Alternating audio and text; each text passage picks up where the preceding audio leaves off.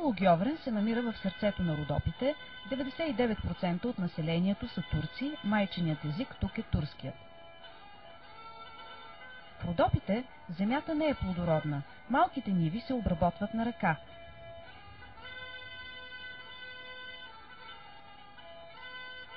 Последния ден на Байрама, през септември, млади и стари от Гьоврен прибират реколтата от картофи. Всяко семейство събира по 70-80 чувала с картофи. Това са няколко тона основна храна за зимата, напълно екологични. Родопчаните говорят за картофа с страхопочитание, почти като за член на семейството, защото без него е немислимо оцеляването в това високопланинско село. Семейство Башови са единствените жители на Гьоврен, които не постят по времето на Рамазана и говорят в къщи на български. Реджеп е бивш кмет на Гьоврен, в момента изкарва прехраната си като строител в съседните планински курорти. Съпругата му Силва, синът Наско и баба му Невена са единствените християни в селото. Реджеп и Силва имат 25 годишен брак. Силва е българо-мухамеданка.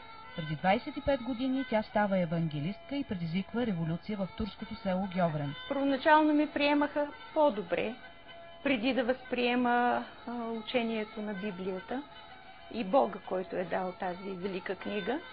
И когато започнах да им говоря за истината, за Исус, започнаха да клонат, да страничат от мен.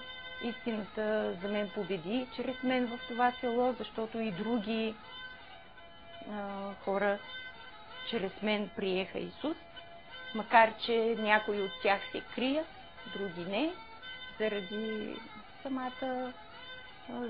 самото селище, заради вижданията на хората. Много хора си ме приемат дружелюбно. Само тези, които са доста фанатизирани, те ме отхвърлят. Човек трябва да се бори, да отстоява, разбира се, когато е прав, своите възгледи, своите идеи. Никак не е било лесно на нея. Човек, който е попаднал в 100% мюсюлманско село, турско село, турскоязично село, да попаднеш в такава среда, да те приемат и отхвърлят, да се опиташ да прокарваш нещо, което е твое виждане, примерно в религия, в вярване на истината в Христос. Тя толкова години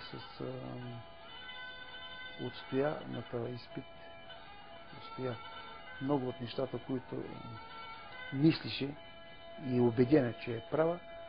Лека по лека хората взеха да разбират. В семейство Башови се говори само на български език. Силва разбира турски, но говори на книжовен български. Мултиетническото семейство Башови празнува Байрама, докато била жива майката на Реджеп. Празнувахме Байрама, докато Спекърва ми беше жива. Събирахме се, празнувахме, опрощавахме с греховете. След като тя почина, в тази къща спря да се празнува Байрам. Празнува се най-много Рождество Христово и Възкресение Христово.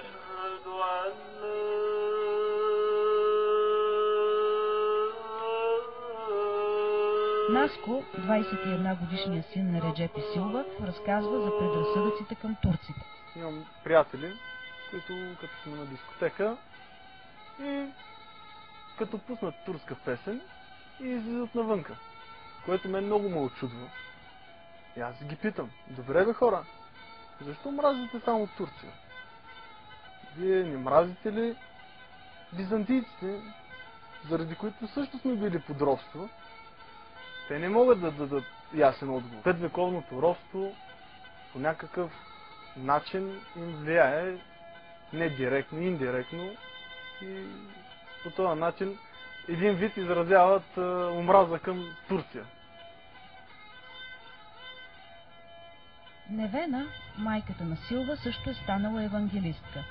В южните Родопи живее население, което се наименува Помаци. Тук се намират 3 села, които говорят на турски език, обградени от всякъде с хора, които говорят на български. Това са селата Гьоврен, Грохотно и Борен. Обичам всички хора в Гьоврен. Обичам и всички хора които са сътворени и създадени от Бог.